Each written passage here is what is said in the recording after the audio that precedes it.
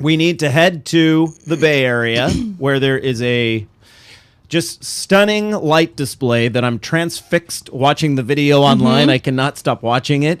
I've always found the Bay Bridge to be, and a lot of people are going to say, what? More beautiful than the Golden Gate. Oh, okay. I know the setting of the Golden Gate is really amazing, and it was but you're actually talking about the structure, the bridge itself. Yeah, it was and the engineering feat to put the Golden Gate Bridge in was just, unparalleled at the time. But I used to commute to work along the Embarcadero in San Francisco on my bicycle, and it would bring me directly under the Bay Bridge. And I would always I had to stop every time and just look up at it and think, that is such an amazing So cool. structure.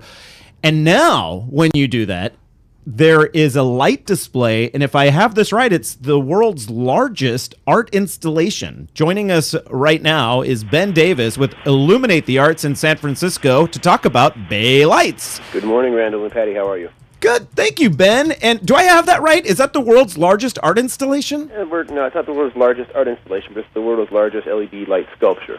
Oh, okay. 1.8 miles long and 500 feet in the air.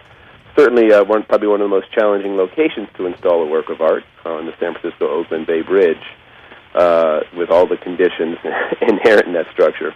Right. We have some photos that you shared right now. Actually, if you're watching the video simulcast at eatdrinkexplore.com, we're showing video of how the lights work, and if I understand this correctly, the same sequence of lights never happens twice. That's right. The internationally renowned artist Leo Villarreal, who came in and really has made this an unbelievable work of contemporary art on this bridge in our community. His algorithms, which never show text or images, but just sort of patterns that you might find or suggested in the built environment or in nature, are completely non-repeating over the course of 2 years, and they'll be shining every evening from dusk until 2 a.m. in San Francisco. From dusk until 2 a.m. That explains why this morning when I went on to because you have a live feed at thebaylights.org, why I didn't see it. I thought, it's still dark out, so I'll be able to see it. but I didn't see anything, so that explains that. Well, it's amazing, you guys, there's great excitement for the video and for the images that are out there. I had a friend that said, this is sort of like a puppy, though. You can describe it, you can even show photographs, but until you see it, you can't really fall all the way in love. And this is one of those works, as you described, you're cycling under the bridge, you're experiencing one of what I think are the three elements of the sublime nature of this work. There is just the nature of light in the night sky.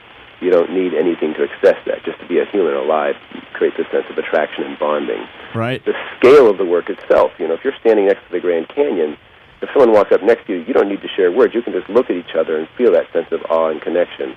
And then the way Leo's work is just plays out on this bridge is just really transfixing. And it really lets you go into the work, go through the work, come back to yourself, and then find yourself as part of a community. And there's just this sense of love that is permeating and generosity in this work that's extraordinary. I was walking along the Embarcadero the other night, just, I can't take my eyes off it, but people were pulled over as if it was Havana, just double parked and out there taking pictures, smiling, laughing. There was one guy on bended knee proposing to his girlfriend. Oh!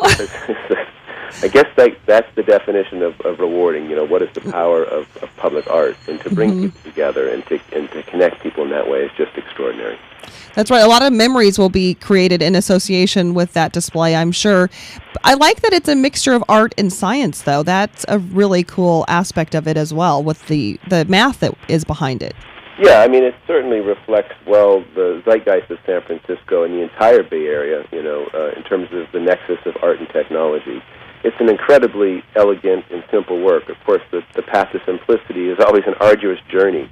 And to see not just the permitting, but the technical considerations that went into making this piece work, and then Leo's process is really terrific. And people can, it's also the fundraising was another challenge in this. We're $6 million into it. We have a couple $1 million more to go. There's ways that people can actually support the work and get connected to it on thebaylights.org, Baylights. .org. You can go to the Gift of Light program, and for $50 you can get a light for yourself, for a loved one, or in someone's memory. My father actually passed during the making of this work, and his memory is up there. It's nice to feel his presence. So one of the LED lights that's on the structure is in honor of your father, your late father. And anyone can do that. Anyone can have one of the LED lights, and then when you're looking up at it, you can say one of those lights that together make this beautiful display. Is in honor of whomever it may be. And you can even actually pick the particular light. You can. Wow. That is cool. That's very cool. It's nice. I mean, the connection is there whether people do that or not, but it's really a nice way to support the project and deepen that sense of connection. And people have been doing that actually from all around the world, and it's just really satisfying to create. It's one thing to create art, and that's fantastic, but to create community, to create this constellation of supporters and this expanding circle of generosity that has made this project possible is just really a satisfying thing for the state of California and beyond. Ben, are you getting worldwide sort of reaction to this? Yes. Certain things seem to crack through the consciousness, the universal consciousness, and this work is doing that. San Francisco is already considered one of the most beautiful cities in the world.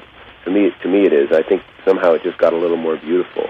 This is happening during a time this next year in San Francisco during the America's Cup races, Oh, right. World Series Baseball Classic, the introduction of the new Exploratorium on Pier 15 in April, the introduction of the new bridge later in September.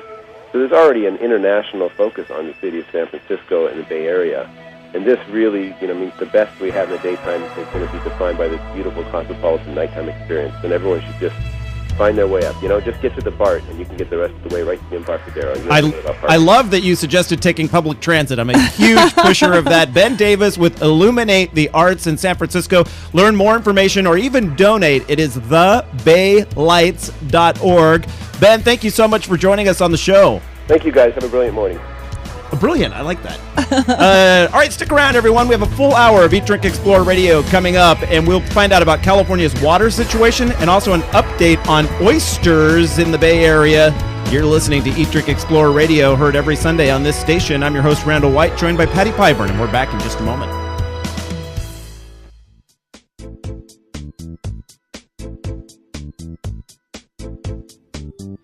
The Eat, Drink, Explore radio show is currently in a local commercial break. We will be back shortly.